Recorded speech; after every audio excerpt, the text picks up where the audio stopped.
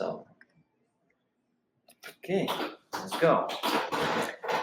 Hey, welcome to the channel. Today's guest is a perfect example of unconventional thinking. What if a haunted house made AI? Sounds crazy, maybe. But that's exactly what Hunter Dyess is building. Let's dive into the story behind Potioncast, a startup that blends fear, fun, and personalization like never before. So, before we dive into the details of your startup, Hunter, let's ask about yourself. Tell us about yourself. All right. Thanks for having me. Yeah, so grew up with Southern upbringing, gay in Florida, and was a misfit in school, misfit, rejected from church. And I think the only safe space was really theme parks and attractions. So I started building them when I was 10. And I would just be programming show controls in my mom's garage, building out haunted houses, and then making horror films to promote it. So I think it's always been something about inclusivity, and I'm excited to be making them for the next generation, have that safe space. Sounds good. So what were you doing just before Potioncast, and when did this moment hit when you thought, I have to do this? Maybe tell us about your experience, professional experience, background. Yeah, so my background's in media production. I was doing a B2B media company for hotels, doing their marketing materials. I did a lot of freelance work, like film production, on set, lighting, and then a lot of screenwriting, and I was still involved in the horror space, doing short videos, and obviously just a raving fan of anything Halloween or horror. I think that's when I noticed that Halloween's essentially an ideology. So I really wanted to build something in the space of that, because right now it's a synonym, horror and Halloween, and I think that's why Halloween gets a bad rap. But there's this huge market of people who eat it for breakfast, lunch, and dinner, but don't necessarily want to be scared or be part of the horror world. So that's why I started building Potioncast. Mm-hmm. So for someone hearing about it for the first time, how would you describe Potioncast? If we were just chatting over coffee or a elevator speech, Yeah, I would say we're a tech-enabled walkthrough haunted attraction company, specifically marketing and creating attractions for families. So, yeah, I think families is our North Star there. First principles thinking wise, most haunted houses are for 13-year-old dudes essentially. So we wanted to start with the base layer of we're creating something for families, for women, for gays like myself, and yeah. Okay, so you told me before that haunted house you use in your startup AI personalization. It's pretty unexpected mix. So how did all these elements come together, and what exactly does AI do? Yeah, so I mean, talking to customers is always the right answer, but from talking to customers for the most part, and just figuring out from a baseline, what are people looking for, what do people want? I think AI is very buzzwordy. For our first installation, we're doing a AI fortune teller experience where guests walk into a giant product box, and essentially a magic eyeball will tell their future. And so we're using AI to bring characters to life, essentially. And I think in the future, I just get excited about personally living, breathing environments. I think there's a lot of AI in the software side right now, but there's not a ton in I mean, there's some in hardware, but I think it's exciting when you get into entertainment hardware. And I really want to see how a smart home type environment can be applied to theme park environments, and really give people personalization and stories that revolve around them in real time. So can you explain about a customer journey? So what does the guest experience when they walk into Potioncast? How it's work for customers? Yeah, so for the first pop-up we're doing in Austin, customers will enter a giant product box, and essentially when they'll be able to have a live banter with magic eyeball, and so it will read them and essentially tell their fortunes, and they'll have the option to have three questions that can go in as a group together, and yeah, have banter with this living giant eyeball. Why is now the perfect time to jump into this space, and particular after COVID-19? Yeah, so Halloween's interesting in general, and I do want to touch on like Halloween in general. But I think right now we have this post-COVID boom still going on, even what is it, like 5 years later, where people still have the need to like want to get out of their house, and like experiences are thriving. There's like stats. I think it's like 70% of Gen Z prefers experiences over goods right now, and so there's a lot of like cultural plays with why like location-based entertainment is like a booming market right now. I think with that being said, we're in like a really like interesting and good spot because horror and Halloween in general was created in the like 30s. Essentially, that's where like all the classic like horror movie monsters and like just spooky genre came from like Great Depression era. So horror in general tends to thrive when we're in like bad times. So regardless of the economy right now, I think it actually like makes people want anything spooky more. And then obviously when we're in good times, people have extra money to spend on it. So I think we're in a really interesting and good spot for location-based entertainment right now. So, and what I see in the United States is this market is very traditional. So, and how do you see Potioncast standing out in that world? Yeah, like as far as competition and like other people in the industry. Yeah. Yeah, so I mean,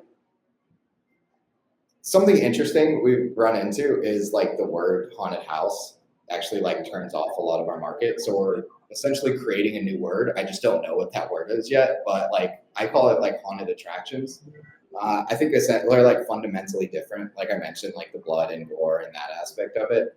I talk to customers all the time, and I'm like, look, we're more like spooky and fun, not like out to shock you and scare you as much as possible. So I think we're on the right track to create something like kind of different in the fact that we're walkthrough environments, but we're not.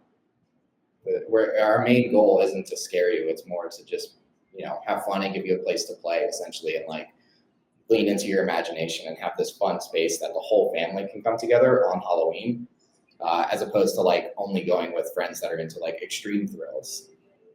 So I think we're in a really cool spot for our mode right now. So, and you had, I know that you had interviews with potential customers.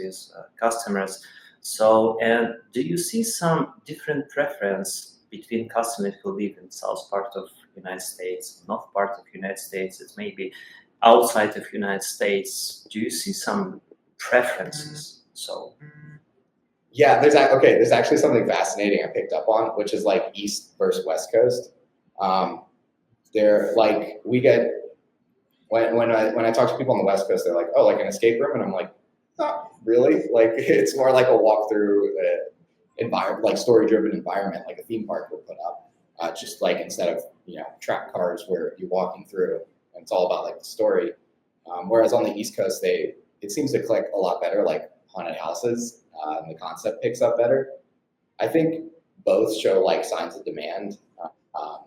If you look up like what are the hot spots of Halloween, it's definitely like predominantly East Coast, like North, like New England is like huge into Halloween. So I think it's kind of fun because we'll have the opportunity to like change like how people perceive us as we hit different markets. okay. So, and your market only in the United States, or you see some potential market outside the United States? Yeah, I could see like LATAM doing good. I think there would be like I'm not hugely familiar with like how we go international. I do think there's opportunity for it. I'm just not like super familiar with like it's really culture to culture like dependent. Like it's kind of known in like ride manufacturing and things like that, and like themed environments that you have to like tread differently, especially when you're dealing with like ghosts or even like things that are really simple and non-offensive in America could be more offensive like in Asia or something like that. So I think when it does come time for world domination, we'll be catering event of catering the themes and the storylines. But I guess that's like the goal anyway. Okay, thank you. So, haunted attractions are super seasonal by nature. So, how do you plan to keep guests coming back year round, not just during Halloween? So, and second question, so about pricing, it will be depends your pricing in Halloween period, not Halloween period. So, Yeah. So how we keep them coming back?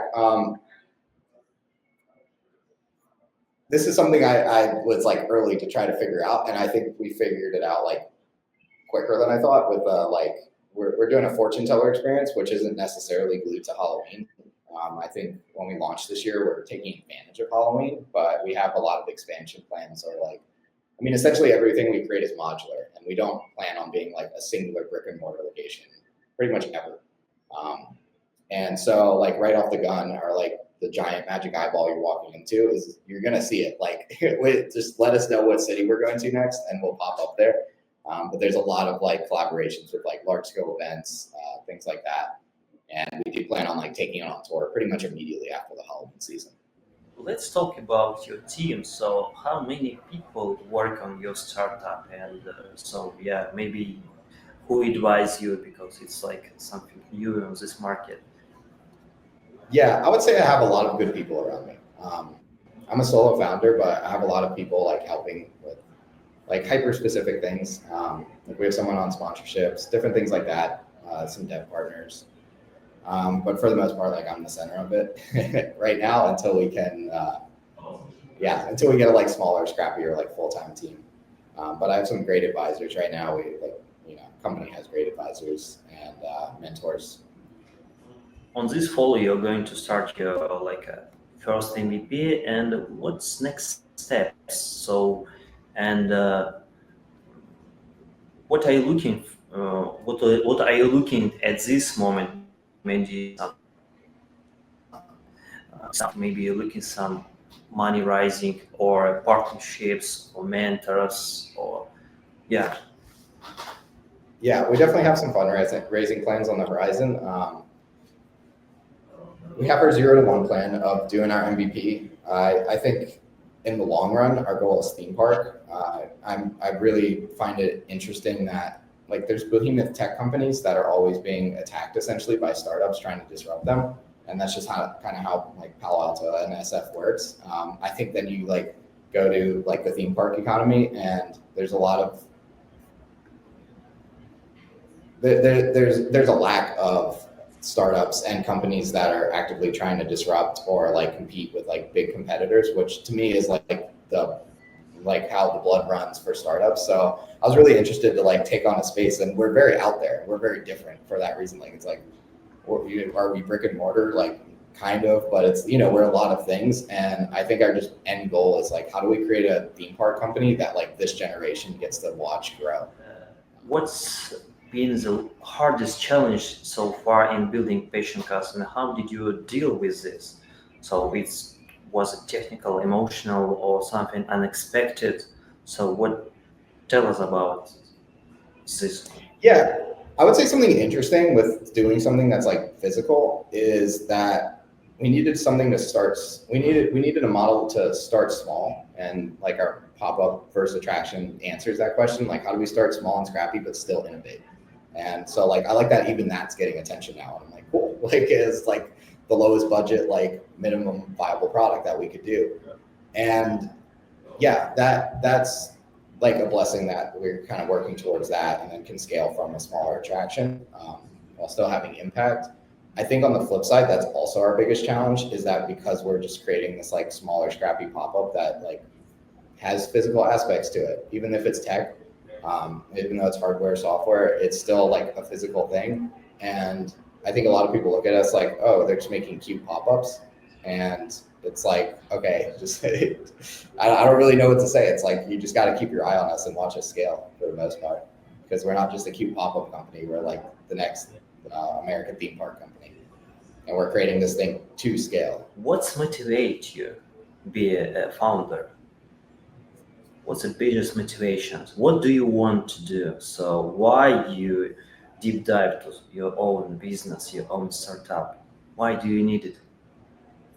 Yeah, I think it drives me crazy, like because this is just something I want to see it exist in the world, and I think everyone around me, like I've kind of seen this problem with like my little sisters not being able to go to Halloween events because they're too scary, and like friends who love spooky movies but don't like where the industry's at. So I think really a huge motivator is like someone has to do it. Someone has to create something that's like borderline a third home for Halloween lovers because they just eat it like for breakfast, lunch, and dinner. They like eat Halloween. Like I eat Halloween. So it's like I think it's like why not us? Like why not be me making it? And so I'm pretty much doing it because it's like look, they only have X amount of years. Like someone's got to do it, and yeah, I think I'm the cracked one to.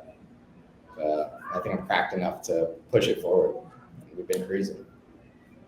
Okay, so Hunter, it was amazing story of your startup, and we're looking forward what when you will launch it, and hopefully in the fall, maybe in the winter, Mhm. we can make a one more episode with you. Yeah, let's do it at location. Let's go. Yeah, thank you, There better thank you be very much. there'll be a magic eyeball next time behind us. Yeah, Awesome. see you next Cool. time. Yeah, awesome. Thank you for your time for that. Thank you.